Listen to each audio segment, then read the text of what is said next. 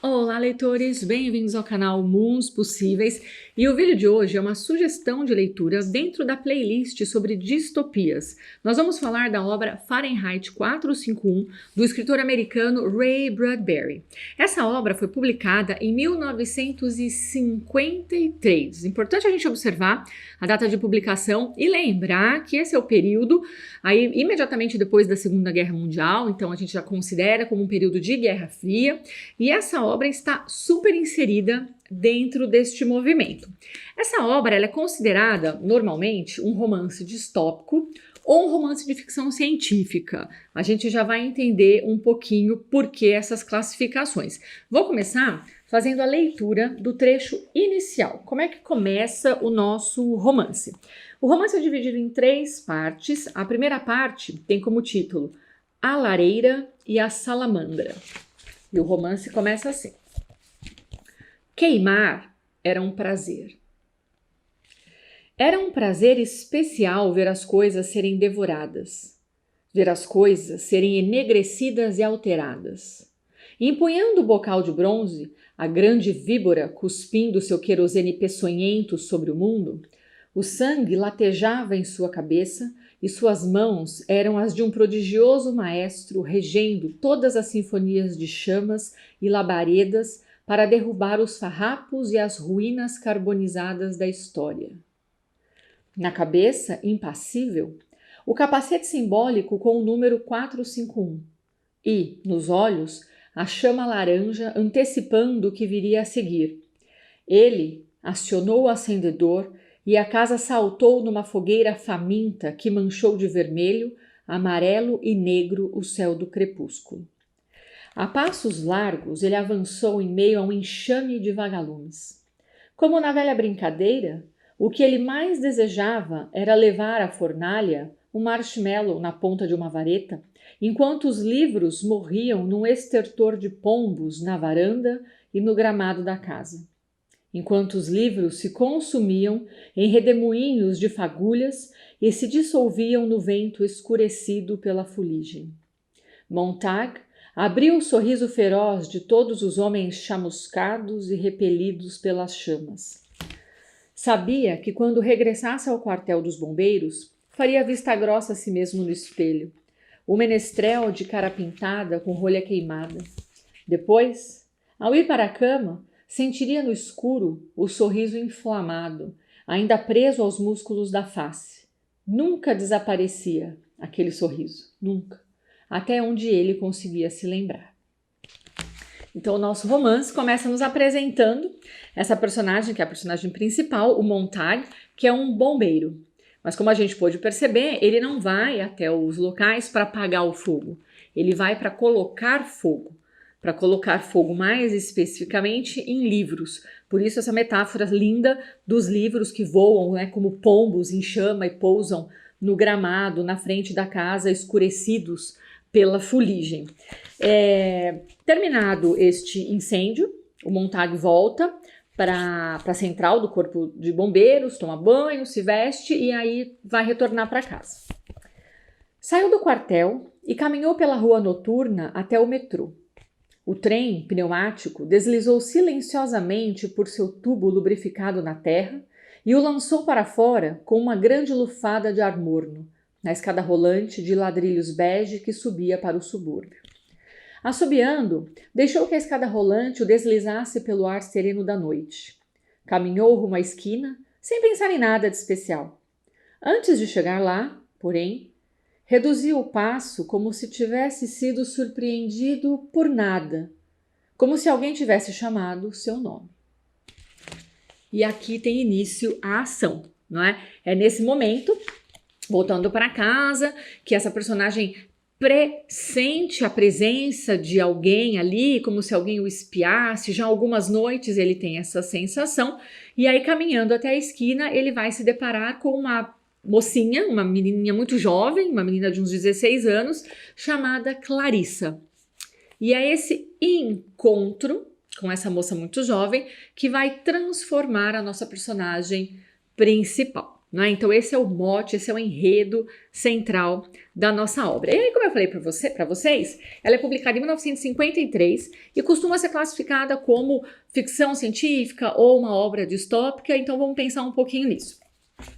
Em geral, quando a gente pensa numa ficção científica, a ideia é pensar sempre em alguma coisa futurista. O livro é escrito nos anos 50, mas ele se passa em algum lugar do século 21. Né? Não temos exatamente aqui uma cronologia, mas em algum momento do livro ele menciona os anos 90, então quer dizer que o livro se passa posteriormente aos anos 90, na primeira década ou segunda do século 21, portanto, né, mais ou menos onde estamos aqui. Então o que a gente está lendo hoje é aquilo que o Ray Bradbury lá em 53 pensou, imaginou como metáfora para o século 21. Então essa é uma das características principais da ficção científica. A gente vai perceber isso na obra, principalmente no uso da tecnologia, então os meios de transporte super rápidos, a gente vai perceber também no uso de robôs, então tem um robô que é um cachorro, que é tipo um cão de guarda farejador dos bombeiros. Ele serve para farejar as pessoas que têm livros escondidos e que por isso são criminosas e precisam ser punidas. É um cachorro robô super moderno, tecnológico. Uma outra questão tecnológica que também aparece são as casas anti-chamas. Então nenhuma casa pega fogo mais. Os bombeiros não têm mais serventia no sentido de apagar incêndios, porque não existem mais incêndios acidentais, digamos assim. Existe uma tecnologia que impede que as casas peguem fogo. Outra questão importante da tecnologia no livro são as super televisões, as super telas. Vamos pensar que no comecinho dos anos 50 a televisão ainda era uma novidade, e aí ele já imagina televisões enormes, né, que ocupam toda a parede da sala, da casa das pessoas, e que vão servir como principal fonte de entretenimento. Inclusive, no livro ele vai mencionar que essas telas interagem com as pessoas, né? Então percebam que são coisas que hoje a gente reage com bastante naturalidade a essa questão de interagir com as redes sociais, interagir com a tecnologia. Lá em 53, o Ray já estava pensando nisso. Então essas características, o futurismo, o uso da tecnologia, são típicas da ficção científica. O Ray, ele começa escrevendo inclusive para uma revista de ficção científica, já era um gênero ao qual ele se dedicava. Então a gente percebe essas questões na sua obra. Mas também é considerado uma obra distópica. O que é um romance distópico ou um universo de distopia? Em geral, o universo distópico vai apresentar para a gente uma sociedade desfuncional. Então vai falar do futuro, ficção científica, vai falar da tecnologia, ficção científica, mas vai mostrar como essa tecnologia no futuro vai dar errado, não vai servir para transformar o nosso mundo naquilo que a gente gostaria que fosse, ou seja, não é uma utopia, né? O futuro do Fahrenheit 451 não é um futuro onde a tecnologia vai resolver todos os nossos problemas, mas é um futuro em que a sociedade está mergulhada em problemas, muitos deles causados pela própria tecnologia, né? Pra gente hoje, em 2019, que assiste Black Mirror, faz todo sentido o que o Ray já estava dizendo aqui nos anos 50. Bom, outra característica das distopias é a ausência de ideias dissidentes, né? Então existe um totalitarismo que pode ser governamental, que pode ser comportamental, que é o caso do nosso livro, em que as ideias dissidentes são coibidas, são proibidas, não é? São diminuídas. Como? Com vigilância, inclusive a vigilância tecnológica, com esse cão farejador, não é? Que é capaz de perceber qualquer alteração na temperatura da pessoa. Então, se a pessoa tem ali medo, isso muda a temperatura corporal e o cachorro mecânico, o robô, consegue perceber e isso denuncia um possível crime. Então essa questão da vigilância é sempre muito importante. E aí, uma das temáticas também típicas das distopias e que é central nessa obra é o apagamento da memória e do conhecimento. Então queimar livros aqui, não é? É claro que é uma metáfora, mas é também uma realidade, porque nós estamos falando de pouquíssimos anos depois da Segunda Guerra Mundial, quando Hitler queimava livros em praça pública, né? Vamos pensar que nos anos 40 no Brasil, por exemplo, na ditadura do Getúlio, queimava-se os livros do Jorge Amado em praça pública também. Então, essa queima dos livros, ela é simbólica, ela é metafórica, mas ela também é muito concreta, né? Estamos falando de um apagamento, de um projeto de apagamento da história, de um projeto de apagamento das nossas memórias. E é claro que isso aparece em todas as distopias. Quando a gente pensa nos dois clássicos da distopia, que é o Admirável Mundo Novo, do Huxley, e o George Orwell, com 1984, que antecedem, né, em uma década ou duas, essa publicação, os livros também são proibidos, né? No 1984, o livro também é um elemento desestabilizador muito importante. Então é claro que o Ray bebeu nessas fontes distópicas, né, e de ficção científica, e vai incorporar isso na sua obra. Por isso é um livro que, como todos os livros fundamentais, inaugurais, né, de um gênero, eles não recebem uma classificação imediata, demora um pouco até a gente entender exatamente do que eles estão falando. Essa classificação também muda ao longo do tempo. Bom, vamos pensar então nessa história, no enredo. O nosso personagem central, o Montag, é este bombeiro de uma sociedade que não precisa mais de bombeiros, né? E aí, nesse trecho que eu li para vocês, a gente vê que no capacete tem o número 451 simbolicamente representado. E o que é esse simbolicamente representado? Fahrenheit 451 é a temperatura, né? Então é a unidade de medida em graus Fahrenheit, a temperatura da queima do papel. Porque é disso que o livro vai falar, do incinerar os livros, do incinerar o papel, o conhecimento, a memória. Então, esses bombeiros, que tem também como símbolo a salamandra, eles servem para isso, para incinerar o papel. É esse o número que vem nos seus capacetes. E o Montag está vivendo nesta sociedade em que o entretenimento tecnológico e psíquico, então o entretenimento psíquico é uma coisa interessantíssima, porque a esposa do Montag, a Mildred, ela passa o dia todo assistindo televisão, interagindo com a televisão, a família dela são as pessoas daquela televisão, e aí nos momentos em que, apesar de toda essa pretensa, falsa, né, alegria, nos momentos em que ela se sente angustiada, ela toma remédio. Ela tem lá um frasquinho de antidepressivos, de remédios, como no Admirável Mundo Novo, as personagens tomam a Soma, que também é um comprimido para acabar com a tristeza. Então você tem esse entretenimento tecnológico e psíquico para fazer com que as pessoas não pensem, não reflitam, não questionem a sua realidade. As pessoas simplesmente vão vivendo. E o Montag vem nessa. Ele não sabe por que ele virou bombeiro, ele nunca pensou nisso, ele nunca pensou em nada. Ele acorda, vai trabalhar, faz o trabalho dele, põe fogo nas casas, põe fogo nos livros, volta para casa, assiste televisão, come, dorme. Então as pessoas vivem essas vidas super robotizadas, não é? Exatamente como as nossas, né? Então vamos pensar que esse século XXI que o Ray imaginou lá na primeira metade do século XX é muito a nossa cara.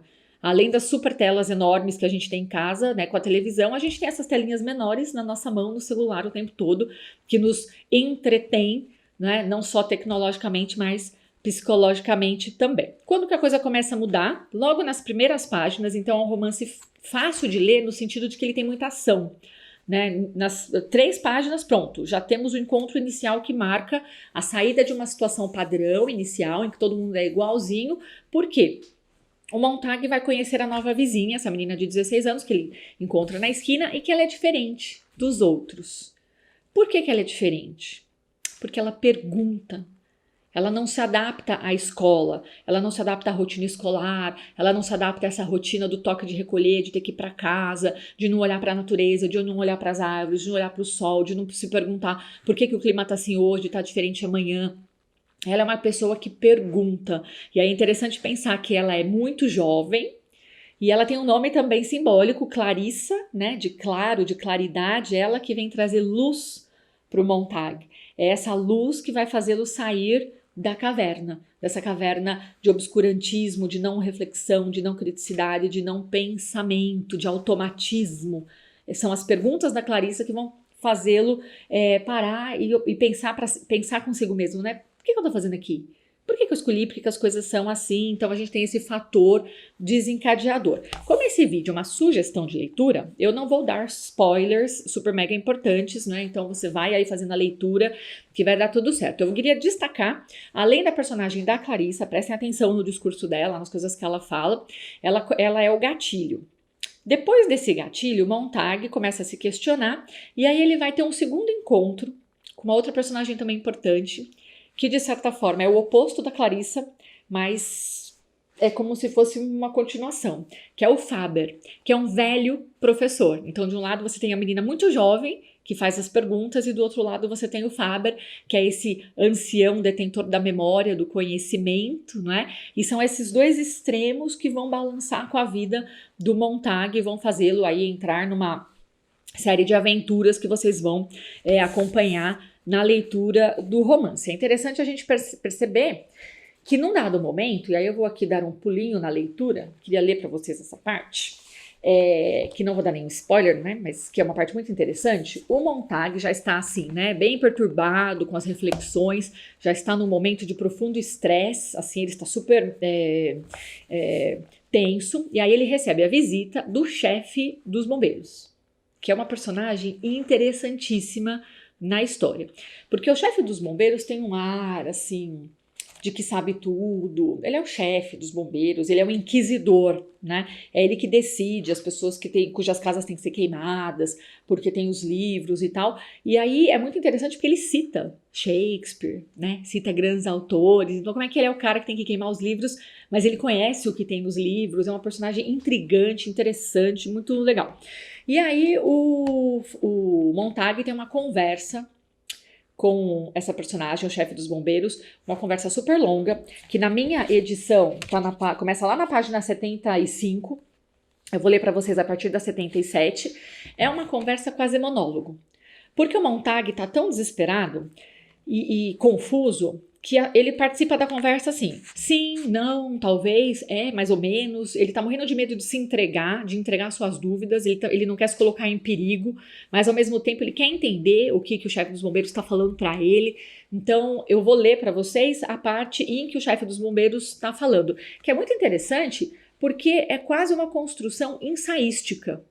Tá dentro do romance a personagem falando, mas ele tem uma tese aqui, né? A personagem tem uma tese que ele vai defender quase que de maneira ensaística.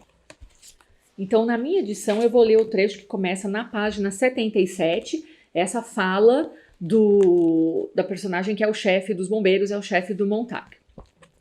Antigamente, os livros atraíam algumas pessoas, aqui, ali, por toda parte. Elas podiam se dar ao luxo de ser diferentes. O mundo era espaçoso. Entretanto, o mundo se encheu de olhos e cotovelos e bocas. A população duplicou, triplicou, quadriplicou. O cinema e o rádio, as revistas e os livros, tudo isso foi nivelado por baixo. Está me acompanhando? Livros abreviados, condensações, resumos, tabloides, tudo subordinado às gags. Ao final, emocionante. Clássicos reduzidos para se adaptarem a programas de rádio de 15 minutos. Depois, reduzidos novamente para uma coluna de livros de 2 minutos de leitura. E, por fim, encerrando-se em um dicionário, num verbete de 10 a 12 linhas. Está vendo? Do berço até a faculdade e de volta para o berço. Este foi o padrão intelectual nos últimos 5 séculos ou mais. Acelere o filme, Montag. Rápido. Clique, fotografe, olhe, observe, filme aqui e ali, depressa, passe, suba, desça, entre, saia, por quê, como, quem, o quê, onde, hein? Ui, bum, tchan, põe, pim, pam, pum. Resumos de resumos, resumos de resumos de resumos. Política, uma coluna, 2 frases, uma manchete. Depois, no ar, tudo se dissolve. A mente humana entra em turbilhão sob as mãos dos editores, exploradores, locutores de rádio tão depressa que a centrífuga joga fora todo o pensamento desnecessário, desperdiçador de tempo. A escolaridade é abreviada, a disciplina relaxada, as filosofias, as histórias e as línguas são abolidas, gramática e ortografia pouco a pouco negligenciadas e, por fim, quase totalmente ignoradas. A vida é imediata. O emprego é que conta. O prazer está por toda parte depois do trabalho. Por que aprender alguma coisa além de apertar botões, acionar interruptores, ajustar parafusos e porcas? Tirar tudo dos teatros, exceto os palhaços. E instalar nas salas paredes de vidro e nelas fazer passar muitas cores alegres, como confetes, sangue, vinho, tinto ou branco. Então, observem a atualidade desse texto do Ray Bradbury de 1953. É um absurdo, assim. Eu costumo dizer que quando a gente pensa em ficção científica e distopias de maneira geral, a gente não pode confundir, não é, a ideia de que o autor, né, profeticamente imaginou o futuro. Não tirou isso aqui do nada, de lugar nenhum.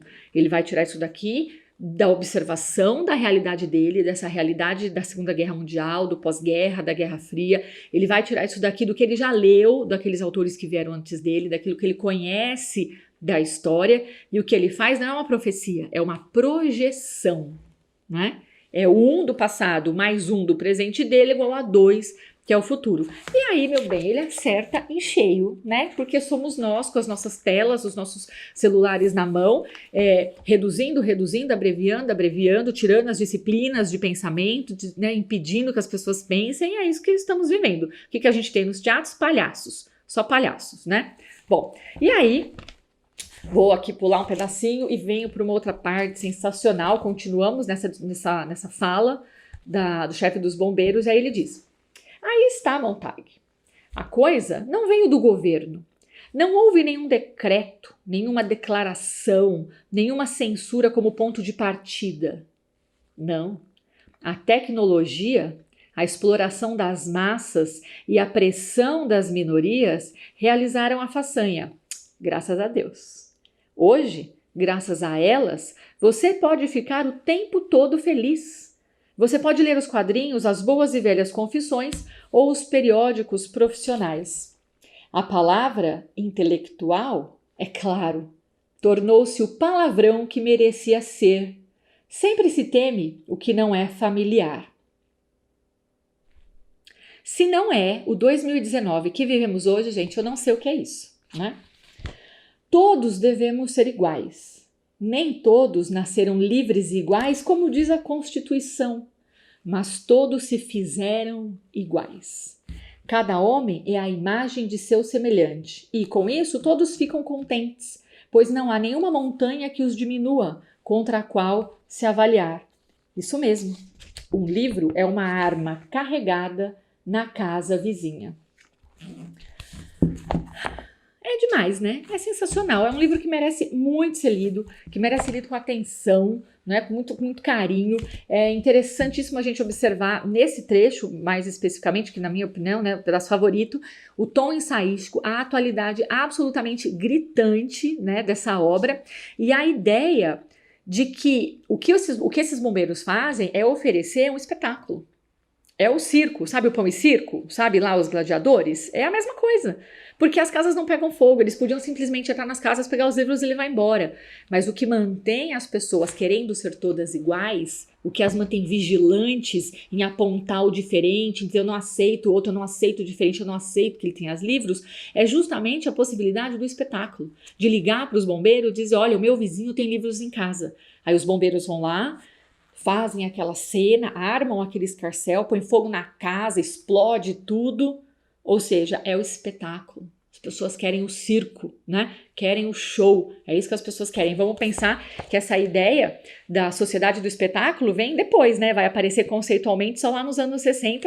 E aqui o Ray já estava discutindo isso, né? A literatura está sempre muitíssimo antenada com tudo que está acontecendo. Bom, vocês vão ler o livro, vão ler a história do Montag, vão descobrir o que acontece com ele, não é? Depois de tantos questionamentos, porque obviamente que quando ele começa a questionar, toda a estrutura social em volta dele vai se desfazendo e ele vai precisar encontrar um lugar, vocês vão acompanhar essa busca no romance. É interessante a gente pensar que esse livro teve uma adaptação cinematográfica super importante, super bacana, é um livro que vira e mexe e volta, né? Ele é dos anos 50, nos anos 60, no final dos anos 60 ele tem uma adaptação cinematográfica super importante, volta a ser discutido, volta a ser lido. Nos anos 80 vai servir de base para um monte de distopias que vão surgir, histórias em quadrinho, filmes, essa história desse livro que tem que ser carregado, né, salvo, é uma coisa que aparece no cinema, em vários filmes, e tá de volta, né? Uma das grandes características, né, aquilo que torna uma grande obra literária um clássico, uma obra que sobrevive aos séculos, é a sua atemporalidade. Ela fazia sucesso, ela fazia sentido na sua época e ela continua fazendo sentido em outras épocas. O que eu queria era dizer assim, Nossa, gente, houve uma época lá no século passado, né, em que as pessoas acreditavam que a ciência, que a intelectualidade, que a sabedoria, que o conhecimento eram passíveis de serem punidos. Olha que absurdo, hoje em dia mudou, né? Hoje em dia nada disso acontece. Mas não, não, a gente tem que continuar lendo a obra, porque a gente não melhorou nada, a gente não aprendeu nada enquanto sociedade, né? Precisamos ler, precisamos ter o tapa na cara, sentir o tapa na cara para ver se a gente aprende a pensar e acorda, né, para a vida, para essa realidade insana em que a gente está metido. Bom, porque esta obra sempre volta, ela ganhou essa edição nova da Biblioteca Azul. Essa edição é de 2012, ela foi revista, super bonita, uma edição bem bacana, e eu queria chamar a atenção para 2 aspectos específicos. Ela tem um prefácio ótimo, incrível, merece muito ser lido. Eu sei que muitos leitores às vezes têm preguiça de ler prefácio, né? Pega o livro e quer ir direto para a história, mas é um prefácio muito bom, escrito pelo Manuel da Costa Pinto, que é um crítico literário super bacana, importante, jovem, atuante, que está aí, né, pensando a nossa época. Ele escreve esse prefácio em 2012, provavelmente, que é a época desta reedição, e é um prefácio incrível. Primeiro porque ele vai conceituar as distopias, então você que tem interesse nessa questão distópica, no universo distópico de ficção científica, o prefácio do Manuel é muito bacana, ele vai conceituar, trazer as obras originais, fundamentais desse conceito, vai fazer relações de proximidade e distanciamento com as obras precedentes, com o Huxley e com o George Orwell, que é muito interessante, conforme a gente já conseguiu, né, nessas leituras introdutórias perceber. Então é muito bacana. Aqui eu ler para vocês um pedacinho bem pequeno do prefácio do Manuel da Costa Pinto. Na minha edição está na página 15, páginas 15 e 16, em que ele vai dizer o seguinte: o que interessa aqui, porém, é frisar a singularidade da distopia de Bradbury. Pois, enquanto Huxley e Orwell escreveram seus livros sobre o impacto dos regimes totalitários, nazismo e stalinismo, Bradbury percebe o nascimento de uma forma mais sutil de totalitarismo, a indústria cultural, a sociedade de consumo e seu corolário ético, a moral do senso comum. Que é genial, porque de 2012 para cá, não é? A gente percebe que essa moral do senso comum vem imperando, não é? na nossa realidade de uma maneira pérfida, horrorosa, e o Manuel da Costa Pinto tinha toda a razão quando ele escreve esse prefácio, que é ótimo, merece muito ser lido. Vou ler só mais um pedacinho bem rápido aqui, na página 16.